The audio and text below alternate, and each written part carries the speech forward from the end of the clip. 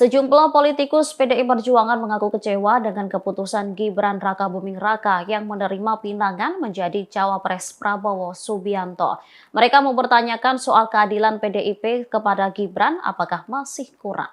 Ungkapan kekecewaan itu disampaikan oleh politikus PDIP Andreas Hugo Pareira. Ia bertanya kepada Gibran apa alasan yang mendasari pilihan politiknya tersebut. Andreas tak menyangkal jika ini memang hak Gibran. Namun langkah putra sulung Presiden Joko Widodo tersebut dinilai melukai banyak hati sejumlah pihak yang mengetahui perjalanan karir Gibran. Andreas lantas menyoroti rekam jejak politik Gibran di PDIP yang menurutnya justru seakan mendapatkan tempat istimewa. Menurut Andreas, masyarakat Indonesia telah merekam semua jejak politik Gibran di PDIP dalam sebuah memori baik. Namun ia tak habis pikir ketika Gibran dalam sekejap meninggalkan PDIP dengan memilih mendampingi Prabowo dalam Pilpres 2024.